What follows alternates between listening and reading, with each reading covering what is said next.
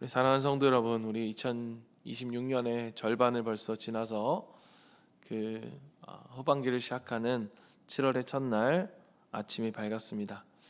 우리가 지난달 우리 고린도전서를 통해서 우리의 영혼을 만지시고 또 우리의 마음을 고치시는 그런 하나님을 경험했다면, 오늘부터는 또 우리의 메마른 심령을 기뻐 푸른 이 시편의 생수 속으로 우리 주님이 우리를 초청하고 계시지 않는가라는 생각이 듭니다. 오늘 이 시편 1편은 시편 150편 전체에 있어 거대한 대문과 같다라고 생각이 됩니다. 그런데 이 문을 열자마자 우리 성령님은 우리의 인생을 향해 아주 근원적인 질문을 던지고 계십니다. 오늘 1절 말씀처럼 너는 참으로 복 있는 사람인가? 진짜 이 복을 우리가 그토록 받고 싶어하는 그 복을 누리고 있는가? 진정한 복을 누리고 있는가? 라고 하는 이 질문, 우리에게 스스로 던지게끔 주시는 말씀이 아닌가 생각합니다. 여러분, 우리는 늘 복을 구합니다. 복을 받고 싶어 하고요, 내 자녀가 잘 되길 원하고, 나의 사업터가, 또 내 직장이, 또 우리 목장이 잘 되기를 그렇게 기도합니다.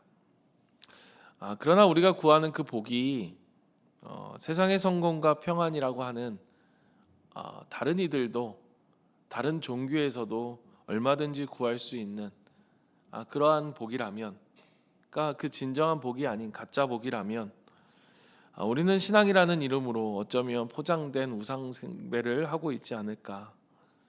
오늘 이 아침에 우리가 세상이 말하는 그러한 겉으로 볼 때는 참 좋고 화려해 보일 수 있는 그러한 복, 그 복의 실상을 우리가 다 벗겨내고, 오늘 예수님이 우리에게 주시고자 하시는 그 복, 십자가가 가리키는 진짜 복의 사람으로 그 깊은 자리로 나아갈 수 있는 저와 여러분 우리가 되기를 간절히 소망합니다.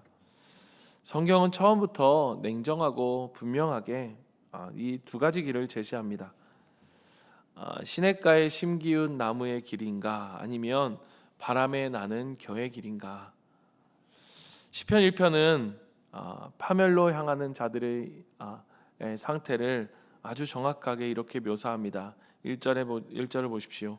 복 있는 사람은 악인의 꾀를 따르지 아니하며 악인의 꾀를 따르지 아니하며 죄인의 길에 서지 아니하며 오만한 자의 자리에 앉지 아니하며.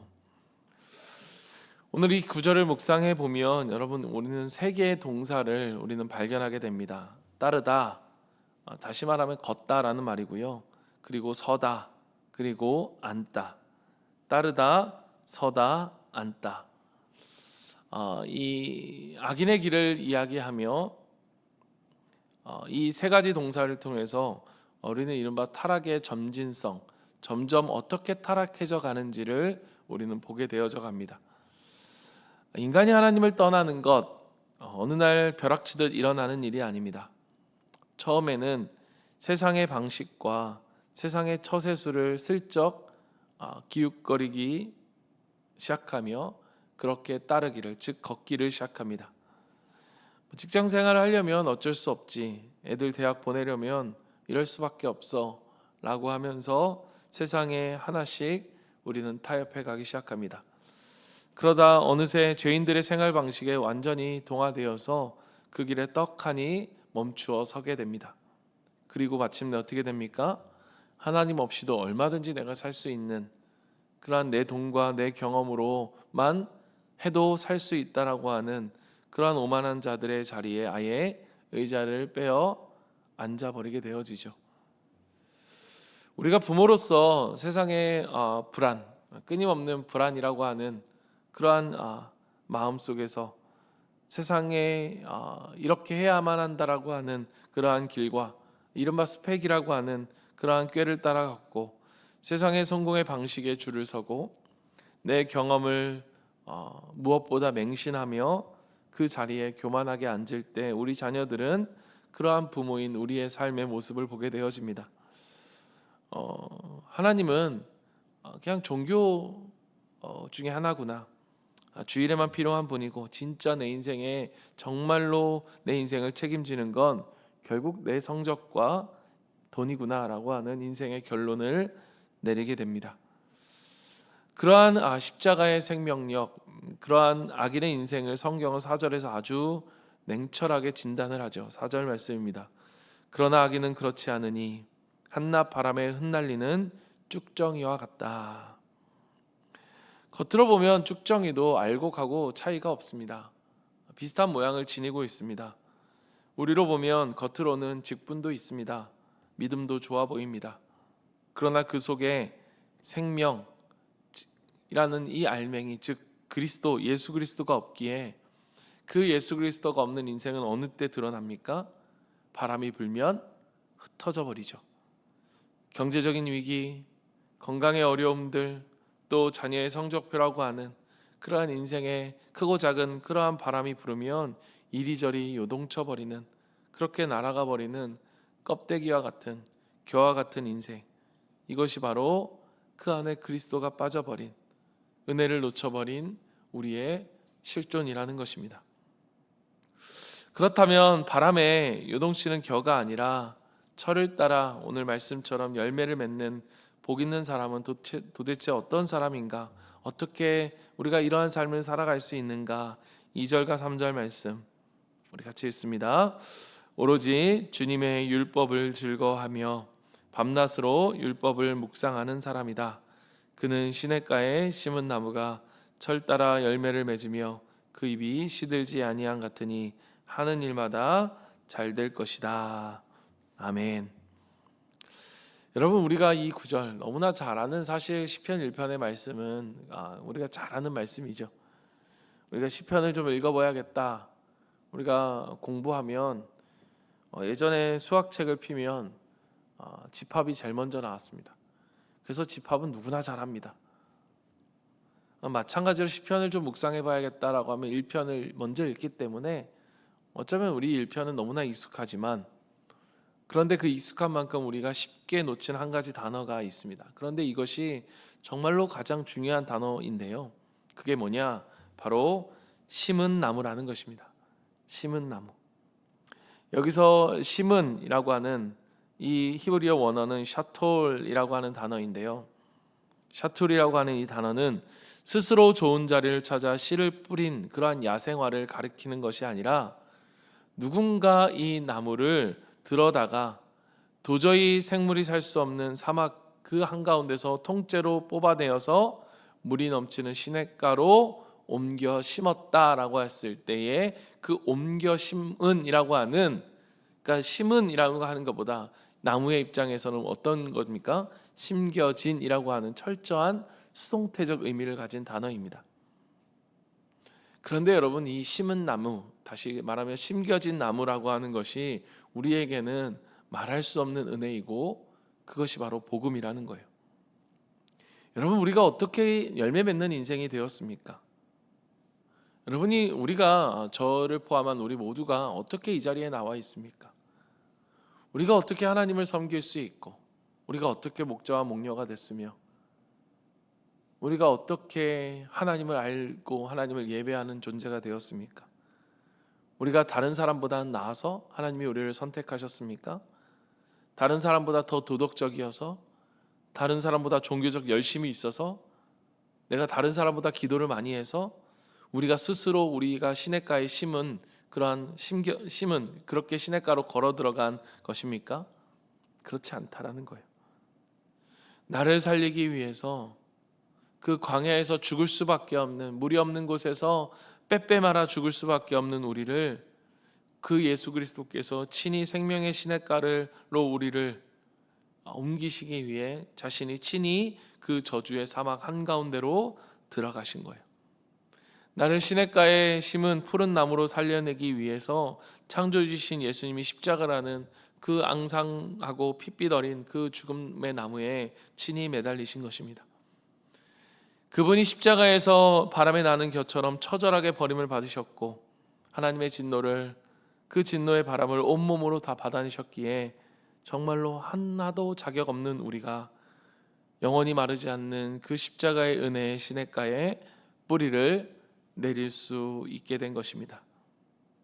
사랑하는 성도 여러분, 이 처절한 대속의 은혜, 정말로 이 심겨진 그 은혜, 그 기적을 아는 자, 그 사람만이 바로 진짜 복 있는 사람인 것입니다. 여러분, 그렇다면 이 십자가의 시냇가에 옮겨 심겨진 우리는 우리가 이 받은 은혜를 어떻게 우리의 가정과 직장, 목장에서 이 은혜의 십자가, 이 우리의 믿음의 바통을 우리 아이들에게, 우리 자녀들에게 전수할 수 있을까? 우리 목원들에게 나누어 줄 수 있을까? 시편 1편 1절이 죄악을 향해 걷고 서고 앉는 그러한 타락의 과정을 보여주었다면, 이와 같은 일상의 모습으로 하나님은 신명기 6장 7절을 통해 우리에게 위대한 그러한 해답을 우리에게 주십니다. 신명기 6장 7절, 자녀에게 부지런히 가르치며 집에 앉아 있을 때나 길을 갈 때나 누워 있을 때나 일어날 때나 언제든지 가르치십시오. 앉아 있을 때, 길을 갈 때, 누울 때, 일어날 때. 여러분, 오늘 이 시편의 말씀과 똑같은 것을 우리는 볼 수 있습니다. 어떻게 타락해 갔는지, 그리고 어떻게 복된 길, 심겨진 그 시냇가의 나무와 같은 삶을 살아갔는지, 진정한 복 있는 자의 길을 걸어갔는지. 여러분, 오늘 이 말씀은 우리에게 하루 종일 마치 학원에서 율법을 가르치듯 그렇게 누군가에게 잔소리를 하거나 아니면 여기서 그렇게 하라는 것이 아닙니다. 여기서 여러분, 우리가 강론한다라고 하는 이 언제든지 가르치십시오라고 하는 이 말은 히브리어로 시와라고 하는 이 말입니다. 우리가 설교를 강론이라고 하는 것은 가르친다라고 하는 이 단어인데요. 시와, 내 영혼의 깊은 곳에서부터 읊조리다라고 하는 뜻을 가진 단어입니다. 즉 시편 1편 오늘 우리가 묵상했던 2절에 율법을 묵상한다라고 하는 이 말과 같은 말입니다. 여러분, 우리 자녀들은, 그리고 우리의 목원들은요, 우리가 가진 성경의 지식에 의해서 변화되거나 움직여지는 사람들이 아닙니다. 우리가 무엇을 일상 속에서, 우리의 삶 속에서 읊조리고 있는지 그것을 보는 거죠. 그것을 봄을 통해 그들이 그 길을 걸어가는 거죠. 우리가 어제 나누었던 말씀 여러분 기억하십니까? 고린도전서 16장의 말씀. 우리가 그 말씀과 오늘 시편 1편의 말씀이 연결되어지며 제게는 이러한 말씀으로 다가왔어요. 여러분, 우리가 오만한 자의 자리에 앉아서 남을 비판하는 대신 우리가 아이들과 함께 둘러앉은 그 식탁에, 그 상에서 내 자존심이 아니라 우리의 십자가의 은혜를 읊조리고 있는가? 누군가를 욕하고 누군가를 비난하고 누군가는 저 사람 왜 저래? 라고 하는 대신 우리가 나의 생각, 내 자존심이 아닌 십자가의 은혜를 언제나 중얼거리고 있는가? 읊조리고 있는가? 악인의 꾀를 따라 걷는 대신 직장과 세상의 길을 갈 때 우리가 세상의 스펙을 두려워하지 않고 하나님의 섭리, 하나님의 은혜를 읊조리고 있는가? 누울 때 내 인의 불안을 곱씹는가? 아니면 오늘 하루 덮으신 주님에 대한 그 감사의 고백을 우리가 읊조리고 있는가? 일어날 때 오늘 하루 내가 어떻게 살아갈지 그 인생의 계산기를 두드리는 대신 오늘 하루 주님의 십자가의 시냇물로 내 뿌리가 적셔지기를 그렇게 기도하며 읊조리고 있는가? 여러분, 부모가 우리가 믿은 우리의 일상이라고 하는 길 위에서 십자가를 향해 걸어가는 그 걸음이 철저히 그 속에서 은혜를 읊조리고 정직하게 살아가는, 진실되이 살아가는 그 모습 가운데 우리의 자녀들은 그 십자가의 시냇물 속으로 마치 그 올리브 묘목이 그 부모의 뿌리에서 진액을 빨아들이듯 그렇게 믿음의 전수, 그 위대한 이어달리기를 경험하게 되는 것입니다. 말씀을 맺겠습니다. 우리 사랑하는 성도 여러분, 복 있는 사람은 내가 얼마나 세상에서 화려한 가지를 뻗었는가를 자랑하는 것이 아닙니다. 그러한 사람이 아니에요. 이 복 있는 사람은 어떤 사람입니까?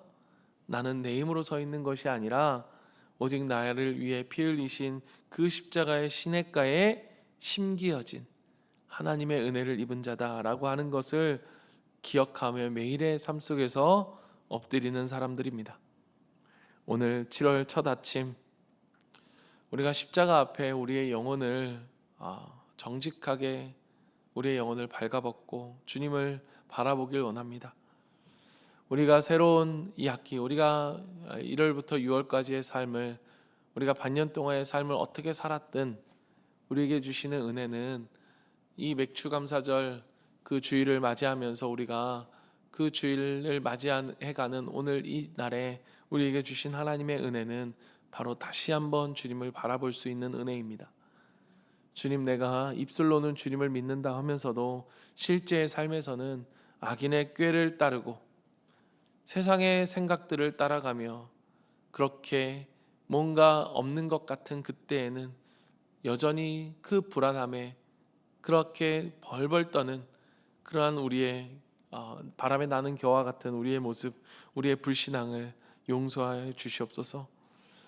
정말로 내가 복 있는 자가 된 것은 오직 나를 살리려 하신 그 십자가에 달리신 예수님의 은혜 때문임을 우리가 이 시간 고백하며 나아가길 원합니다. 우리가 철저한 이 구원의 감격을 회복하고 우리가 이 십자가의 시냇가에 영혼의 뿌리를 깊이 내릴 때 사랑하는 성도 여러분, 우리의 가정과 우리의 직장, 우리의 자녀들은 세상의 바람에 날아가지 않고 생명의 열매를 맺는 거룩한 나무로 자라갈 것입니다. 우리가 새로 시작되어지는 이 7월, 이 첫날, 오늘 우리가 앉을 때나 섰을 때나 길을 갈 때나 누울 때나 오직 예수 그리스도의 십자가에 깊이 뿌리 내려 정말로 이 시냇가에 심겨진 나무처럼 마르지 않는 은혜의 열매를 맺어가는 우리 사랑하는 모든 성도님들이 되시기를 주님의 이름으로 간절히 축원합니다. 아멘.